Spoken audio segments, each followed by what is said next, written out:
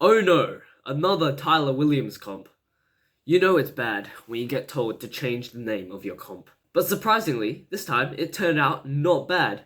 The comp was called Clockburn, or if you're Amy Smith, Clockburn, which she's wrong, formerly known as Coburn Clockturn, or if you're Jay Coulter, Slowburn Cockturn. It just had side events, N by N's 4x4 and up, Clock, Mega, and Squan, with the main event being Clock, obviously. The 3 rounds of Clock managed to attract OCR average holder Zaid Chaudhry to fly all the way to the middle of nowhere to compete. Good job, I guess. I didn't have many goals coming in, mainly a better Clock and Mega average, just anything better, and Squan PRs. I got my 4x4 results a month ago. I was out of practice on 5x5, and I was going to do my 3rd, 4th, and 5th ever 6x6 solves, and hopefully get a mean. Coming into the comp,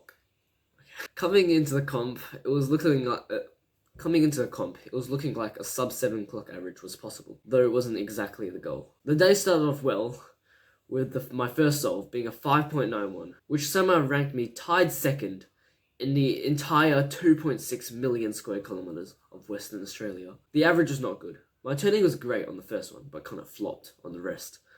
I ended up with an 8.43, DNFing out of actually a pretty good average in 7.79. Following that mildly depressing Clock round was 4x4. With finals chances, all I wanted was, I guess, to make finals, but also not to get a bad average, like basically every 4x4 round I ever competed in. A really good start with accounting 38 after 3 solves. Following that was a 51, which unfortunately made the 46 count. The 38 made up for it though, so I was still really happy. Until I got a 35 on the last solve. The final counting times were 38, 38, 46. Still a good average, but imagine what it could have been without the 46. But anyways, now it was Megaming's time. I started averaging around 105 a few days before the comp, so anything around there would be pretty good. Also, finals was really tight, so it was either me or Amy making the last spot. I started off with a 59.89, which beats Amy's sub 1. Following was a 103, which Amy was not happy about. Pass away, will you? At that point, she thought she was done and not making finals, but 2 110s followed that, which was slightly annoying. I was still happy because WPA was like a mid 107, which I still would have been happy about. But on the 5th solve, I don't like you very much. another classic example where in events we're equal at, she cannot get ahead for too long before I beat her again. We calculated a 104.1 average, which was incredible. But similar to 4x4, without accounting 110, this could have been something incredible, even overall PB. Soon after, Amy got a 104.2 average, narrowly losing to me. But turns out I miscalculated my average, and it was slower than Amy's. I nearly shat my pants, but it turns out Zaid unfortunately choked really hard on his average, and lost to both me and Amy, meaning both of us made finals. And also Amy beat Regan, which is pretty cool. This was actually the second time Zaid got knocked out of finals by 1 spot, with the other one obviously being 4x4. I don't know how much he cares for these events though, so I don't know how he felt afterwards. But now, a quick message from the sponsor of this video, Lunch Vlog. Okay, we have lunch vlog for Clockburn / Cloburn if you're Amy Smith. Oh, it's unexpected. Okay, we're here, now we're getting food, duh. Okay, we got Zach's French stick, aka bread crusty tiger tail baguette. Alright, we're giving this to Zach. Bonjour. You can give this to Zach. No, my hands are full. Give it to Zach. Zach,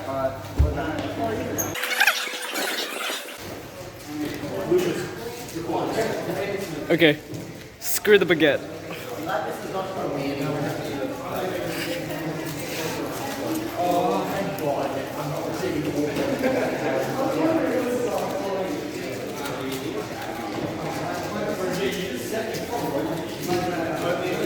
Wonderful. the real beat up. Yes.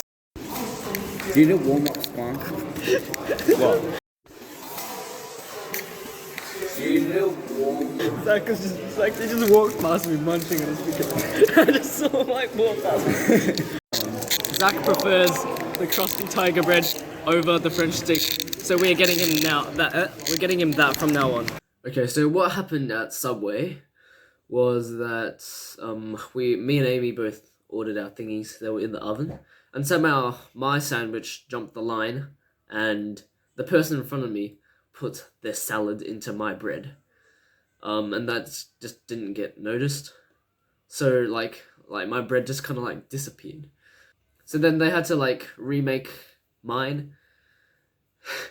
And I don't know, I think Amy's sandwich disappeared for like a few minutes as well, and then it just suddenly spawned back. And yeah, and everything was just a mess. And somehow the people like two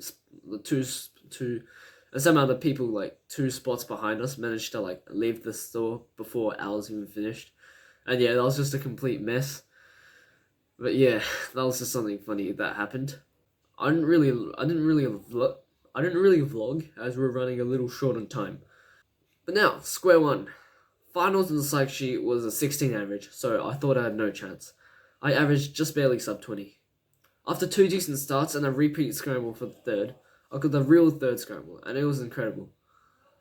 Shield square, very easy CS into 2 slice OBL, then op CP, then edge W with a bar flip, which could be done with 3 edges with a cancellation into the bar flip.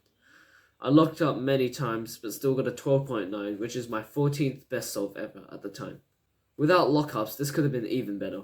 Then I counted a 15 and got WPA. It ended up being a sub 20 average, which is all I wanted. Turns out Amy got a bad average, and I made finals. Yippee. We then heard from Lucas Buckley that a kid got a 6. Well, that kid was Aaron Espiritu, who averages 20, I'm assuming. It was just a really dumb solution and skipped a lot of steps. Like, how did you get a 35 and follow it with a 6? Anyways, following this was something incredible. Clock round 2. The first 2 solves were 8, with mistakes in turning. Then a much better solve, with a 6.64. Then in between the next 2 solves, I saw Zaid celebrating. He counted a 3.93. His next solve, he got a 3.68.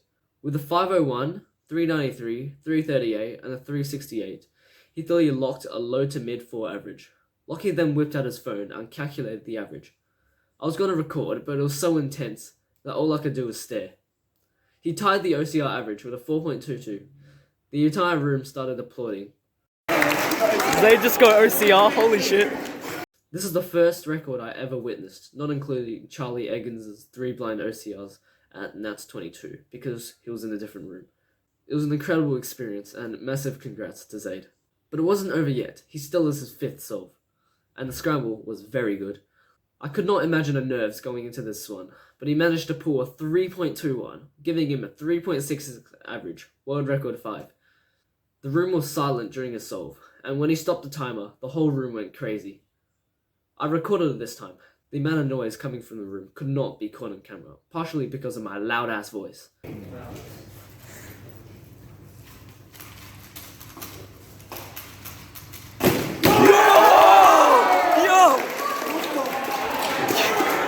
What's the average? Oh, it's DNF. DNF. Still OCR. Yeah, I don't know. Wait, no. Unfortunately, it was a DNF, just by 1 move. Mixed feelings, obviously, but still an OCR. But it could have been something much more better. Hey, sounds familiar. After that was Mega Mix Finals. Everyone was sitting down ready for Mega, but the OCR drama still doesn't end. The final solve happened to be a misscramble, meaning the worst solve was granted an extra. Zaid was seated, ready to solve, but then he got told it wasn't an extra, and the scramble was correct. Wow, what a day, and what an average. But anyways, I wasn't sure exactly what happened, but I just couldn't solve properly, with a very inconsistent and bad average. Following was 5x5. I had not practiced 5x5 at all, purposely avoiding the event and disliking it for 3 whole months. Around a month before the comp, all of a sudden I wanted to get good. So I learnt Hoya, gave up on it after a week, and then being method neutral, and then gave up on the event again. In the upcoming week to the competition, I picked 5x5 up, found a little bit of enjoyment, enough to do decently long sessions. A sub 140 single is pretty good for not practicing for a few months.